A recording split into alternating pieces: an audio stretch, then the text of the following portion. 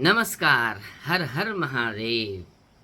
आइए मित्रों, आप सभी श्रेष्ठ दर्शकों का हार्दिक स्वागत है मेरे यूट्यूब चैनल आचार्य मनोज सनातन संस्कृति में।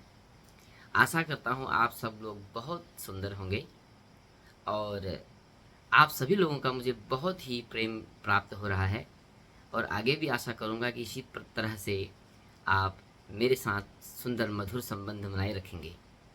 मित्रों, आज मैं आप सभी के सामने एक बहुत सुंदर सा प्रकरण लेके आया हूँ हमारे मनुष्य जीवन के लिए, जिसमें मनुष्य के 6 गुण विद्यमान हैं।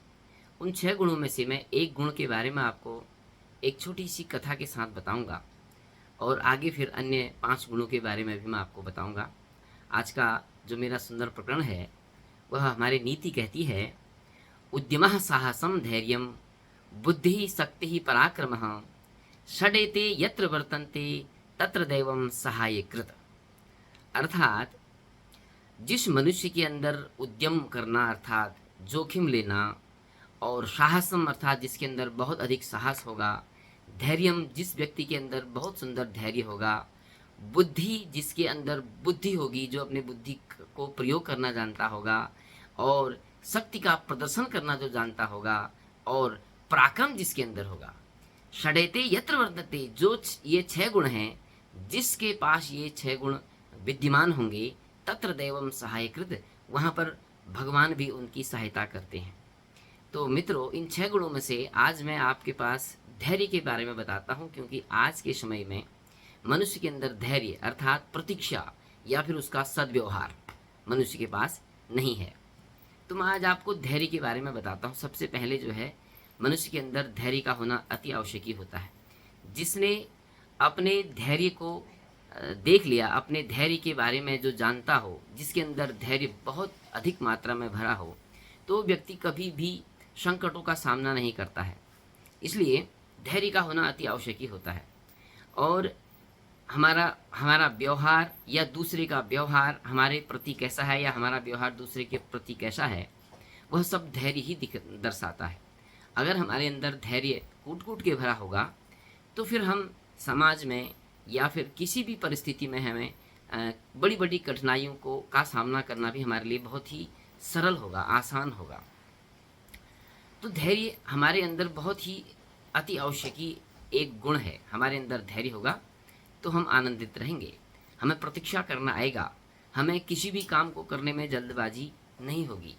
और हमारे अंदर यदि धैर्य नहीं है, तो हम धैर्य नहीं होने के कारण से कभी हमसे कुछ गलत भी हो सकता है या हम कुछ गलत कदम भी उठा सकते हैं। क्योंकि आज के समय में, जो आज का जो समय हमारा चल रहा है, इस समय में सभी लोगों के पास अधिकांशतः धैर्य की कमी है। क्योंकि धैर्य न होने के कारण से अर्थात पैशन जिसको हम आज की भाषा में कहते हैं, तो हमारे पास धैर्य नहीं है, तो हम धैर्य न होने के कारण से जल्दी गलत कदम उठा लेते हैं और उस कारण से हमें फिर आगे को अत्यंत कष्ट सहने पड़ते हैं या फिर हम समाज के प्रति बहुत सारे कष्ट छोड़ के जाते हैं। क्योंकि आज के समाज के अनुसार से हमें सभी को यह दिखता है कि किसी व्यक्ति के व्यवहार के कारण से या उसके अंदर धैर्य न होने के कारण से उन्होंने बहुत गलत कदम उठा दिए हों या बहुत कुछ ऐसा कर दिया हो जिससे कि परिवार में या फिर समाज में उनके कारण से कुछ कठिनता आ गई हो। तो इसलिए मैं आपको एक छोटी सी कहानी बताता हूँ। इस कहानी को आप अन्यथा न लें, इसको ज्ञान के रूप में लीजिएगा। कि एक समय की बात हम आपको बताते हैं कि एक बार किसी एक ग्राम में एक सास और बहू रहते थे। क्योंकि आप सभी लोगों को यह पता है कि अधिकांशतः जो कथाएं होती हैं वो सास बहू के लिए होती हैं या फिर वो किसी निर्धन ब्राह्मण पर होती हैं। इस तरह से कथाएं ज़्यादा बनती हैं। तो ये ज्ञानवर्धक कथा है, इसको समझने का प्रयास आप लोग करेंगे। तो एक समय में वो सास बहू जब एक साथ रहते थे, जब वह नए नए थे, तब तो उनके अंदर बहुत अच्छा उन दोनों का व्यवहार रहता था। धीरे धीरे जब समय बीता गया, तो आपस में जो है उन दोनों और सास बहू में थोड़ा सा मतविरोध होने लगा और एक दूसरे की बात को वह नहीं समझने लगे। तो जिससे जो है वह जो बहू थी, उस बहू ने अपना धैर्य खो दिया। तो वह अपने सास से, अपनी सासू माँ से इस प्रकार का व्यवहार करती थी कि वह जो है अत्यंत दुखी हो गई। तो जिससे वह अपने घर से बाहर जा कर के अपनी बहू के बारे में सभी लोगों से यह कहती थी कि मेरी बहू मेरे साथ ऐसा व्यवहार करती है और मेरे साथ अच्छा व्यवहार उसका नहीं है और वह बिल्कुल भी अच्छी नहीं है। इस प्रकार से वो मेरे साथ प्रताड़ना करती है और मुझे दुखी करती है। इस प्रकार से वो अपनी बहू के बारे में समाज में बताती थी। तो धीरे धीरे जब वो अपने बहू के बारे में यह बताने लगी तो बाहर के लोगों के द्वारा उसकी बहू को यह पता चल गया कि उसकी सास जो है उसकी बुराई को समाज में करती है, अर्थात उसकी बुराइयां करती है। तो उस बुराई के बारे में उसने सुन लिया, तो जिससे उसके अंदर और अधिक उसके लिए क्रोध की भावनाएं उत्पन्न हो गई। तो उसने जो है अपने सास के साथ लड़ झगड़ करके अपने जो है मायके जाने का उसने प्रयास किया और वह अपने मायके चले गई। तो जब वह अपने पिताजी के घर पहुंची तो वह बड़ी खिन्न सी थी और उसके पिताजी ने इससे पूछा कि पुत्री, तुम आज इतनी खिन्न दिख रही हो, किस कारण से यहाँ आए हो? और मुझे लगता है कि तुम्हारे घर में सब कुछ ठीक नहीं चल रहा है, क्योंकि तुम्हारे मुखमंडल से यह आभा, जो आपके मुखमंडल की जो आभा है, इससे मुझे पता चल रहा है कि तुम कुछ दुखी लग रही हो। तो जैसे ही उसके पिता ने पूछा तो उसके पिताजी जो थे वैद्य थे, तो उसने कहा पिताजी, मैं अब अपने ससुराल में नहीं जाऊंगी, क्योंकि मेरे सास के साथ मेरा व्यवहार अच्छा नहीं है या वह मेरे को अच्छी नहीं लगती है, तो इसलिए मैं वहाँ नहीं जाना चाहती हूँ। तो पिताजी ने कहा कि पुत्री, वह तो तुम्हारा असली घर है, तुम तो मेरे घर में जब तक रहे थे तब तक हमारे साथ तुम्हारा व्यवहार सही था, परंतु अब जब तुम्हारा विवाह हो गया तो अब तुम्हारा घर अपने ससुराल में ही है, तो तुम्हें वहीं रहना चाहिए। ये तुम्हारा पहला घर वही है।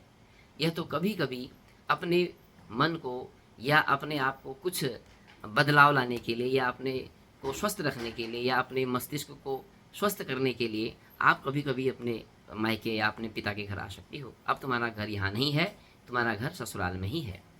तो पिता ने जब ऐसा कहा तो पुत्री को और बुरा लग गया। उसने सोचा कि अब शायद मेरे पिताजी भी मुझे अपने घर में नहीं रखना चाहते हैं। तो उसने अपने पिताजी से कहा कि पिताजी, आप तो वैद्य हैं, अब मैं ससुराल तभी जाऊंगी जब आप मेरे सासू को मारने के लिए कोई ऐसी औषधि देंगे या ऐसा कोई विष दीजिए जिससे कि मैं उसको मार सकूं या वो मर जाए, तभी मैं अपने ससुराल में रहूंगी, अन्यथा मैं नहीं रहूंगी। तो इस तरह से जैसे ही उसने अपने पिताजी से कहा तो उसको बड़ा दुख हुआ। तो पिता ने सोचा कि कैसे मैं अपनी पुत्री को समझाऊं। अगर जब मैं अपनी पुत्री को कुछ ऐसा कहूं तो यह नाराज़ हो जाएगी, क्योंकि कभी भी जो है अपने पुत्री को नाराज़ नहीं करना चाहिए, यह हमारा शास्त्र कहता है। तो अब पिता के मन में विचार आया कि कुछ न कुछ तो करना ही पड़ेगा उपाय, तो ये अन्यथा ये अपने ससुराल नहीं जाएगी और या फिर ये कुछ गलत कदम उठाने का प्रयास करेगी। इस तरह से पिताजी के मन में विचार आया। तो उन्होंने थोड़ा सा धैर्य से सोचा और अपनी पुत्री से कहा, ठीक है, मैं ऐसा ही करूँगा, मैं तुझे कुछ विष की पुड़िया बना करके दूंगा और यह पुड़िया तुम्हें धीरे धीरे करके कम से कम 6 महीने तक यह पुड़िया प्रत्येक दिन देनी होगी। और एकदम ही मैं ऐसा विष की पुड़िया नहीं दूंगा कि जिससे वो शीघ्र ही वो मर जाए, लेकिन मैं विष की छोटी छोटी पुड़िया बना करके तुमको दूंगा, जिसको तुम रोज़ प्रत्येक दिन भोजन के साथ अपनी सास को दोगे और जिससे कि वह 6 महीने के बाद वह मर जाएगी।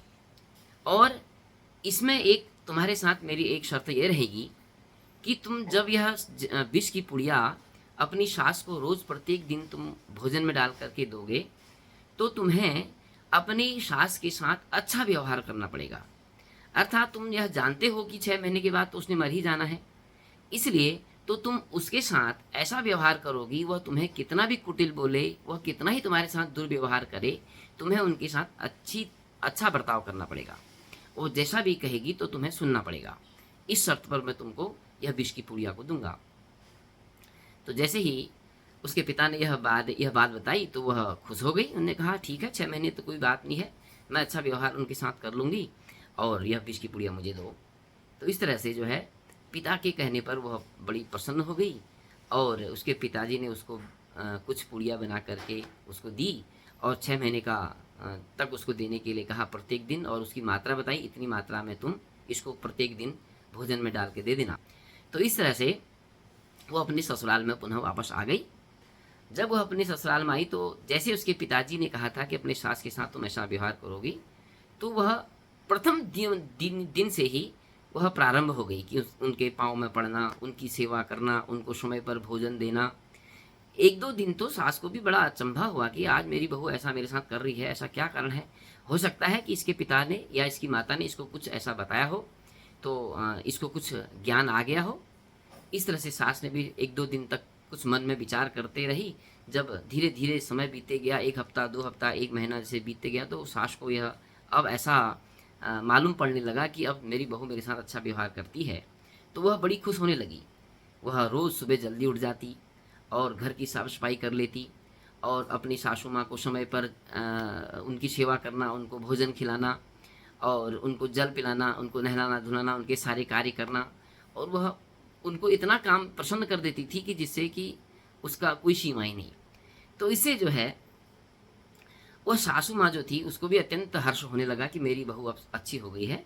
तो जो पहले वह समाज में जा कर के अपने घर से बाहर उसकी बुराइयाँ करती थी, उस बुराइयों को नहीं करने लगी और वह अपनी बहू की अच्छी बातों को बताने लगी। अब मेरी बहू बहुत अच्छी हो गई है, मेरी इतनी सेवा करती है, मैं कुछ भी कटु वचन उससे बोलती हूँ तो उसका प्रत्युत्तर मुझे नहीं देती है और अब वह बहुत अच्छी है। इस प्रकार से वह समाज में कहने लगी। तो सब लोगों को भी यह जानकर अत्यंत हर्ष हुआ कि यह तो अच्छी बात है। तो धीरे-धीरे समय बीतते गया 2 महीने, 3 महीने, 4 महीने होते गए और वह बहू जो है प्रत्येक दिन भोजन में उस पुड़िया की जो मात्रा उसके पिता ने बताया था कि इतनी मात्रा तुमको भोजन में डाल के देनी, उतनी मात्रा से रोज़ देती थी। तो देते-देते उसको जो है 4-5 महीने उसको हो गए। अब जब 5 महीने व्यतीत हो गए, तो बहू को लगने लगा कि मेरी सास भी मेरे साथ इतना सुंदर व्यवहार करती है, जैसा मैं अब कहती हूँ ऐसा करती है और मेरे से कोई कटु वचन नहीं बोलती है। उन दोनों में इतना प्रेम हो गया, इतना प्रेम हो गया कि ये सास को भी बहू बहुत अच्छी लगने लगी और बहू को भी सास अब बहुत अच्छी लगने लगी। इतना प्रेम उनमें होने लगा। तो उस प्रेम के कारण से अब बहू को जो है अपनी सास के बिना रहने में ही आनंद नहीं आ रहा है। तो वो हर जगह पर जो है वो साथ जा रहे हैं। तो इस तरह से उसे लगा कि अब मैं अपनी सास को यह विष की पुड़िया नहीं देनी चाहती और जिससे कि यह जल्दी मरे। मैं ऐसा नहीं करना चाहती हूँ, मैं बहुत गलत कदम मैंने उठा दिया है।